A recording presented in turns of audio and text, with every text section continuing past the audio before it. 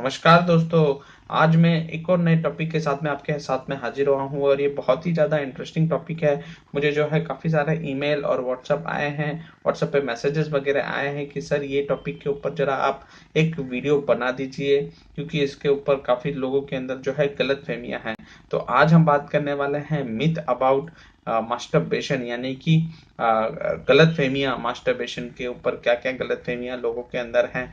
तो मैं डॉक्टर मोहम्मद सैयद हूं और आप सभी का मेरे चैनल में बहुत बहुत स्वागत है। तो चलिए दोस्तों शुरू करते हैं।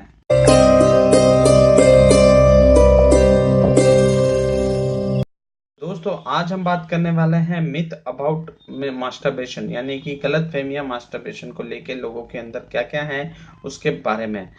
तो दोस्तों आप ये मेरे वीडियो को कंटिन्यू देखते रहें। जो भी लोगों के अंदर गलतफहमियां हैं वो पूरी तरह से मैं इस वीडियो में आपको बताने वाला हूं। तो इसमें जो पहला मिथ है वो है मास्टरबेशन, जो हस्त मैथुन जिसे हम कहते हैं, वो आपके हेल्थ को डैमेज कर देता है।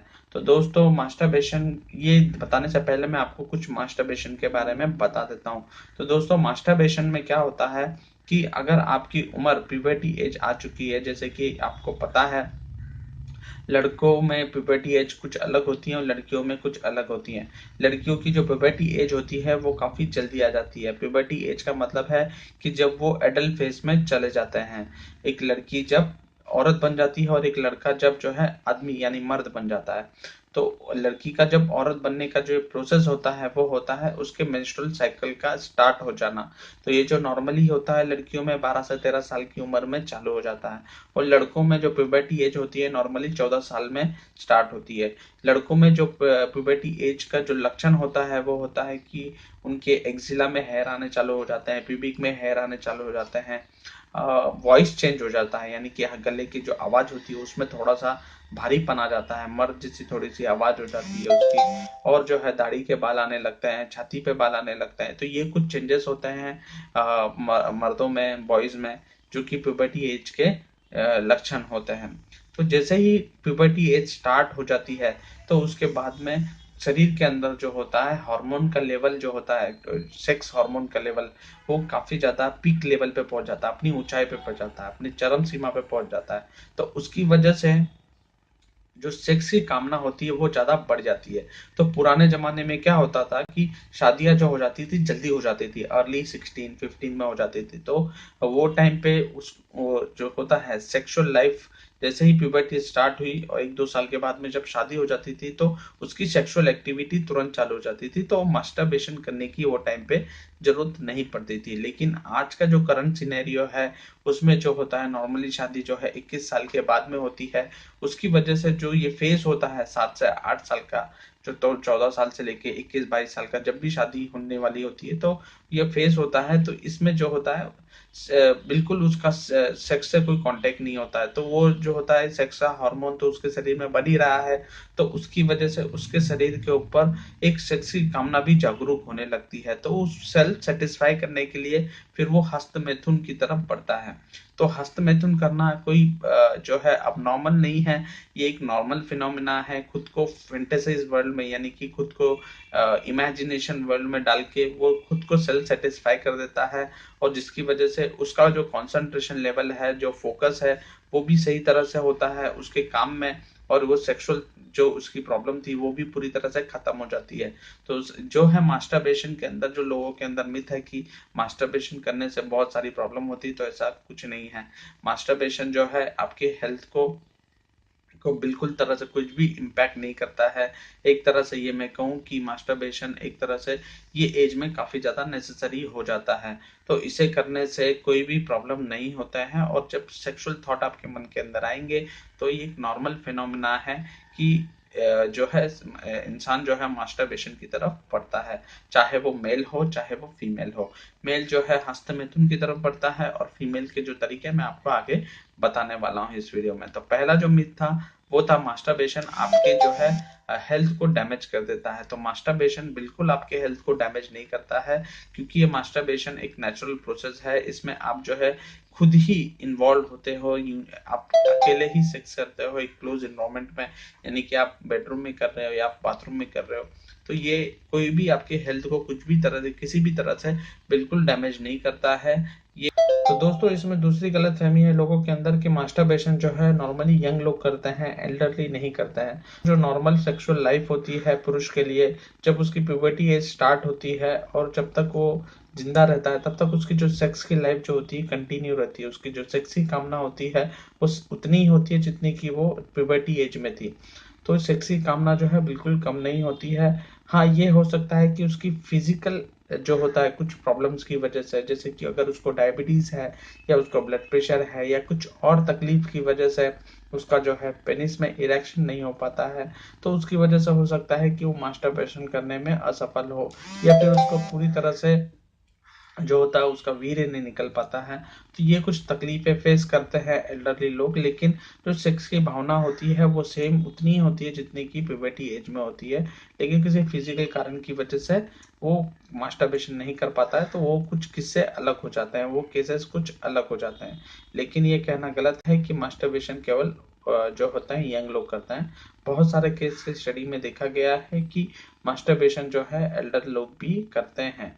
तीसरी गलतफहमी है कि शादी के बाद में या रिलेशनशिप के अंदर लोग जो है मास्टरबेशन नहीं करते हैं। तो ये ऐसा कहना गलत होगा कि मैरिज के बाद में या फिर रिलेशनशिप के अंदर जो होता है मास्टरबेशन करना गलत है या नहीं होता है, ये कहना गलत है, बिल्कुल गलत है।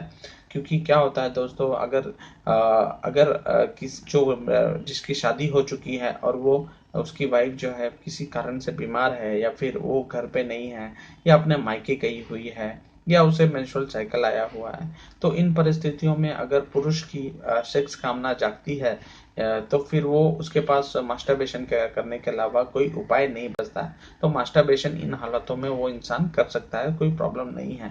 तो ऐसा कहना गलत होगा कि मैरिटल लाइफ में जो लोग होते हैं वो मास्टरबेशन नहीं करते हैं। तो ये बिल्कुल गलत फहमी है। हमने काफ़ी सारे स्टडीज हमने देखी है जिनमें पोस्ट मैरिटल के बाद भी लोग जो हैं मास्टरबेशन की तरफ मास्टरबेशन नॉर्मली करते हैं। जो चौथी गलतफहमी है लोगों के अंदर की मास्टरबेशन अर्ली एज में आपकी जो मैरिटल लाइफ होती है, शादी के बाद की जो लाइफ होती है उसको खराब कर देती है, आपको बच्चे नहीं हो पाते हैं। तो ये कहना बिल्कुल गलत है दोस्तों। ये फैलाया हुआ जो मिथ है ये लोगों के अंदर से दूर होना बहुत जरूरी है। तो इसमें मैं आपको क्लेरिफाई कर देता हूँ कि इसमें एक्चुअली होता क्या है कि आपकी जो सेक्सुअल लाइफ स्टार्ट होती है वो होती है प्यूबर्टी एज के बाद में। और जब आपके जो जो भी सेक्सुअल ऑर्गन्स हैं वो पूरी तरह से डेवलप हो चुके होते हैं, जैसा टेस्टिस हो गया, पेनिस हो गया, ये पूरी तरह से डेवलप हो चुके होते हैं। टेस्टिस आपके बॉडी के अंदर जो है स्पर्म बनाने का काम करता है और ये स्पर्म ही जो होते हैं वो आपको बॉडी को फर्टिलिटी देते हैं, यानी कि आपको बच्चा पैदा करने के लिए सक्षम बनाते हैं।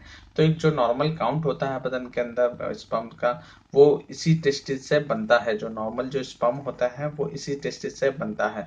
तो जैसे ही आप मास्टरबेशन करते हो तो उसमें से स्पर्म भी बाहर आता है, उसमें से सेमिनल फ्लूइड आता है पूरी तरह से। जो जब भी आप मास्टरबेशन करते हो तो उसमें से सीमेन नॉर्मली बाहर आता है और सीमेन के अंदर होता है स्पर्म, सेमिनल फ्लूइड और आपका प्रोस्टेटिक फ्लूइड। ये 3-4 फ्लूइड होते हैं जो कि आपके जो मास्टरबेशन के अंत में ये बाहर आते हैं। और ये प्रोसेस अगर आप कंटिन्यू करते रहते हो तो आपका ये बॉडी कंटिन्यू उसको बनाता भी रहता है, क्योंकि ये बनने का एक प्रोसेस नेचुरली आपके बदन के अंदर चल रहा होता है। अगर किसी कारण की वजह से हो सकता है, जैसे कोई बीमारी है जिसके कारण की वजह से आपका स्पर्म बनना बंद हो गया, लेकिन मास्टरबेशन से कभी भी इसे रिलेट नहीं किया गया है। बहुत सारे स्टडी में हमने देखा है कि मास्टरबेशन से बिल्कुल भी कोई भी सेक्सुअल लाइफ में या फिर बच्चे ना पैदा होने में कोई भी ऐसा रिलेशन नहीं देखा गया है। तो आपके मन के अंदर ये बातें डाली गई हैं बाहर से, या बहुत सारे आपने बाबा देखे होंगे जो रोड साइड में अपने ट्रक्स टेम्पो वगैरह लगाते हैं, उसके ऊपर बड़े बड़े पोस्टर्स लगाते हैं, आयुर्वेदिक उपचार, आपको जो है दांत की प्रॉब्लम है, आपको शीघ्र पतन की प्रॉब्लम है, आपको बच्चे ना होने की प्रॉब्लम है। तो इन फ्रॉड बाबाओं से आप बचें। आप जो है किसी भी साइकेट्रिस्ट या फिर किसी भी सेक्सोलॉजिस्ट या किसी भी अच्छे डॉक्टर को आप पूछेंगे तो आपको यही बताएगा कि नॉर्मली मास्टरबेशन से उसका कोई भी साइड इफेक्ट नहीं होता है। होता है तो गिल्ट फीलिंग होता है लोगों के अंदर कि यार मैंने क्या कर दिया, क्योंकि सोशल स्टिग्मा लोग इसको आज भी मानते हैं। तो दोस्तों ये गलतफहमी जो है लोगों के अंदर से दूर होनी बहुत जरूरी है। तो ये मास्टरबेशन के कुछ जो है मिथ थे जो मैंने आपको बताया, और काफी सारे मिथ है, ये वीडियो काफी बड़ा हो जाएगा इसलिए मैंने कुछ ही मिथ को सेलेक्ट किया है जो कि बहुत ही ज्यादा कॉमन है। तो दोस्तों इस वीडियो में हम जान लेते हैं इसके फैक्ट्स क्या है, यानी कि इसके कुछ पॉजिटिव इफेक्ट्स क्या हैं। जैसे कि अगर आप मास्टरबेशन करते हो तो आपको जो है अपोजिट पार्टनर की जरूरत नहीं पड़ती है, तो उसकी वजह से आप जो है इसमें एक खुद ही इन्वॉल्व होते हो फैंटेसी वर्ल्ड में, और आप सेल्फ स्टिमुलस से आप जो है अपना सेक्स को कंप्लीट कर पाते हो। तो इसमें जो अपोजिट पार्टनर ना इन्वॉल्व होने की वजह से आपको जो है एसटीडी होने के चांसेस, यानी कि सेक्सुअली ट्रांसमिटेड डिसीज जो होती है, जैसे एचआईवी हो गया, हेपेटाइटिस बी हो गया, तो इन गोनोरिया हो गया, तो इन बीमारियों के ना होने के चांसेस बहुत ही ज्यादा कम हो जाते हैं। तो ये बीमारियों से आप बच जाते हैं अगर आप मास्टरबेशन करते हो तो। दूसरा है कि आप जो है अगर आपके मन के अंदर काफी ज्यादा सेक्सी भावना उठती है तो आपका जो है काम में मन नहीं लगता है, आप जहाँ पे काम कर रहे हो, आपकी पढ़ाई कर रहे हो, तो उसमें आपका मन नहीं लगता है। तो वो टाइम पे अगर आप मास्टरबेशन कर लेते हो तो आपका जो है वो थॉट भी पूरी तरह से खत्म हो जाता है, फिर से आप जो है अपने काम पे स्टडी कर सकते हो, अपने स्टडी पे फोकस कर सकते हो। तो ये पॉजिटिव इफेक्ट इसका होता है। तो दोस्तों ये कुछ मिथ है और कुछ फैक्ट्स थे मास्टरबेशन के बारे में, जो मैंने आपको बताने की कोशिश करी है इस वीडियो में। जितना हो सकता था मैंने आपको उस तरह से समझाने की, यानी कि लोकल लैंग्वेज में एकदम सिंपल भाषा में समझाने की कोशिश करी है। तो आप बताइए आपको ये मेरा वीडियो कैसा लगा, पसंद आया हो तो लाइक करें, शेयर करें, कमेंट करें, और प्लीज मेरे चैनल को सब्सक्राइब करना ना भूलें ऐसे वीडियो देखने के लिए। तो दोस्तों मैं डॉक्टर मोहम्मद सैयद अब आपसे विदा लेता हूँ। थैंक यू सो मच आपका इस वीडियो को देखने के लिए। जय हिंद।